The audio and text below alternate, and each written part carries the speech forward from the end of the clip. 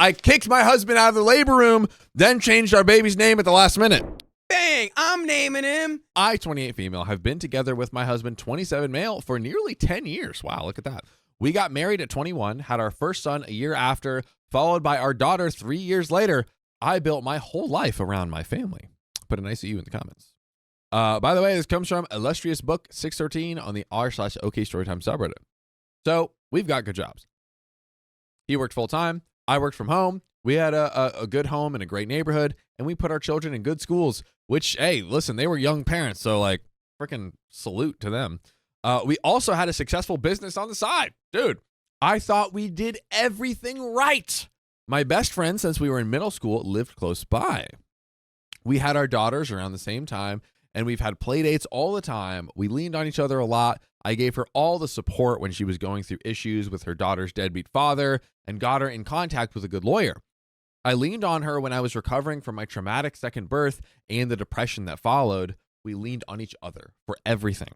10 months ago, I found out I was pregnant for a third time. I was really uneasy about this because of my traumatic experience the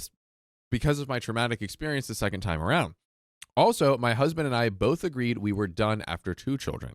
I considered terminating, but my husband insisted we keep it. I was still uneasy about the pregnancy and borderline miserable for the next 6 months. I was diagnosed with hyperemesis gravidarum and was throwing up 20 times a day for 6 months. Ooh. This poor woman. Straight.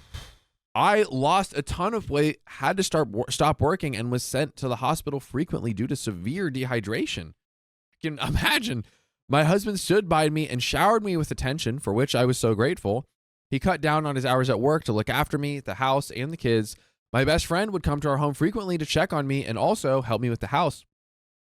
When I hit 6 months, the hyperemesis gravidarum decreased a lot, and I was almost back to my normal self.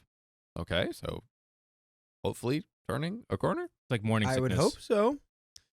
It's like morning sickness. Extreme morning sickness. Extreme morning sickness. Yeah, like a day sickness, it seems like. Constant sickness Constant is really sickness. what it's called. Yeah. One night after having a movie night with my family, my husband and I were getting ready for sleep. He fell asleep right away while I quickly checked on the kids before getting into bed. His phone was vibrating like crazy, so out of genuine curiosity, I just unlocked his phone. Ooh. Took a gander? Took a gander. We used to do this a lot when we were younger, so I didn't think too much of it. I was already sitting in bed. I saw messages from my friend. They were frequent spam messages. One of them said, "Please come over. I need you." Another said, "I know I shouldn't be messing you here, but I miss you. And come over when she's asleep." Gross. I think I was there in a daze for nearly 5 minutes. I cried a lot quietly, and the fatigue kind of left me. I scoured his phone looking for more. I saw emails and DMs from them both, even using apps like Kik to message, and the pictures. Oh, no. The pictures. But the worst part was finding out my husband left me one time in the hospital while with my mother while he went back home where my kids were being babysat by my friend and got intimate in our bedroom with our kids in the house. Ah! Number 15. Then bring him back and do it again. Do it again.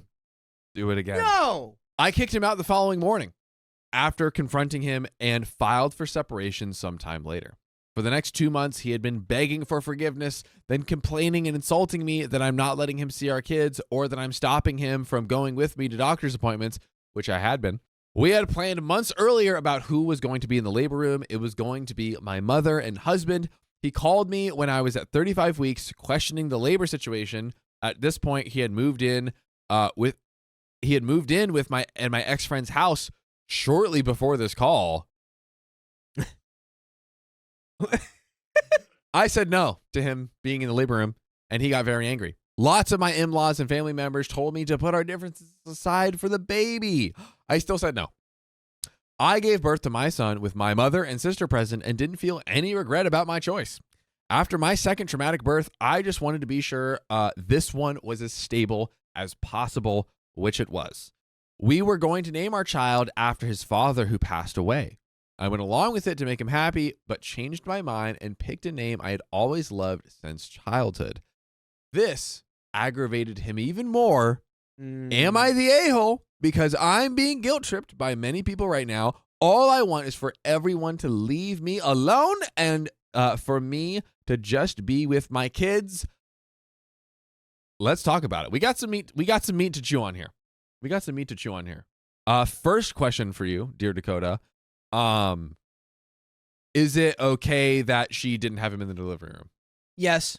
Yes. He's Agreed. not pushing a life form out of his body. Yes. He doesn't get to decide who's in the room. And it's just wanted to add that I do let him see the kids. That would be crazy if I didn't. The children love their dad. I just have certain boundaries now that we aren't together, and he doesn't respect them. He gets angry and says things that are categorically not true. He got to meet our newborn son hours after I gave birth, and we have an update.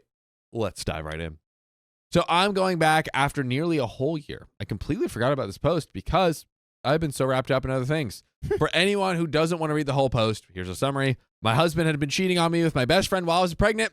I was close to giving birth and decided not to have my then husband in the labor room. I also chose a name for the baby that he didn't agree with.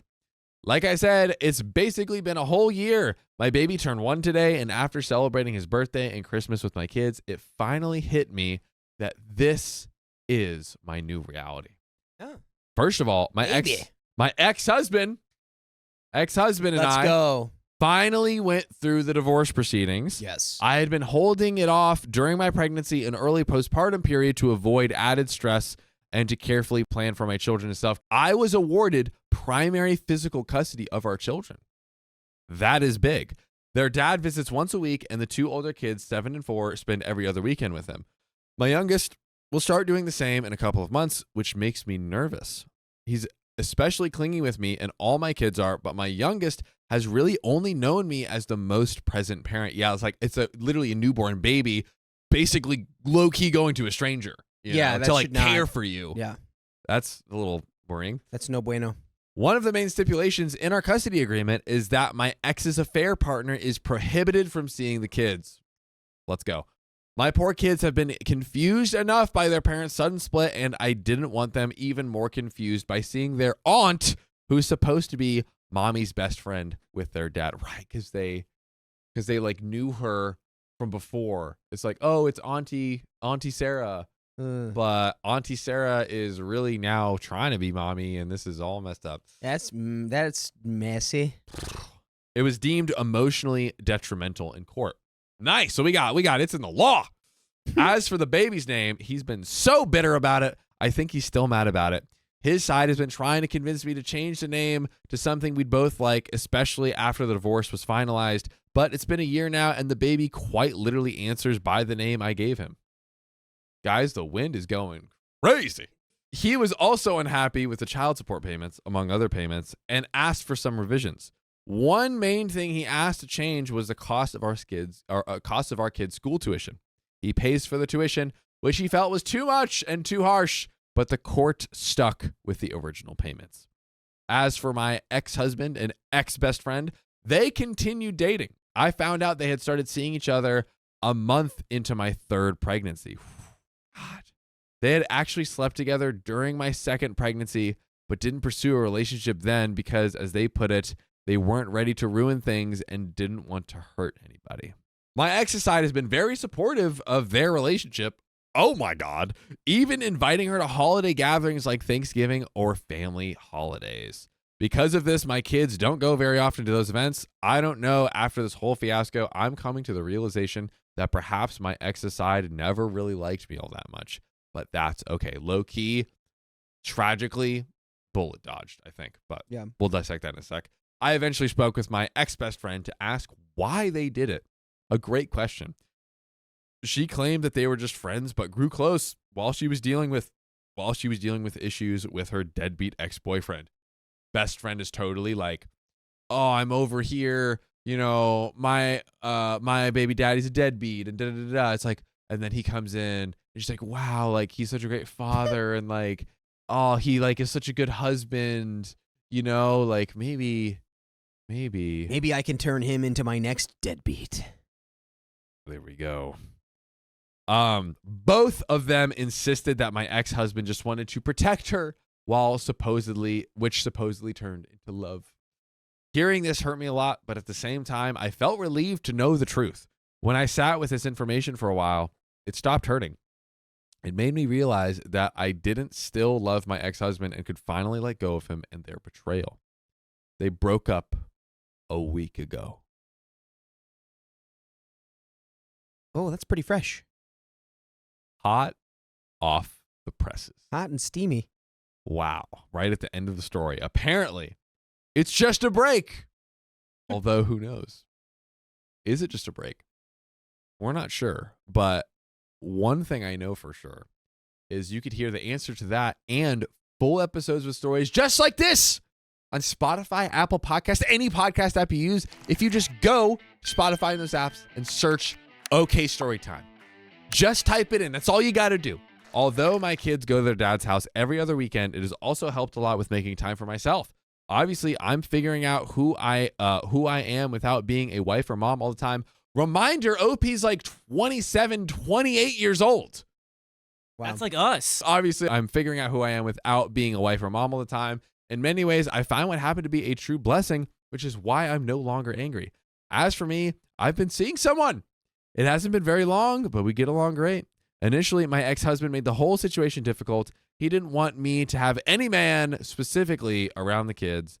Edit, I don't know how to update posts, so my apologies if it's wrong. It wasn't, and that's it.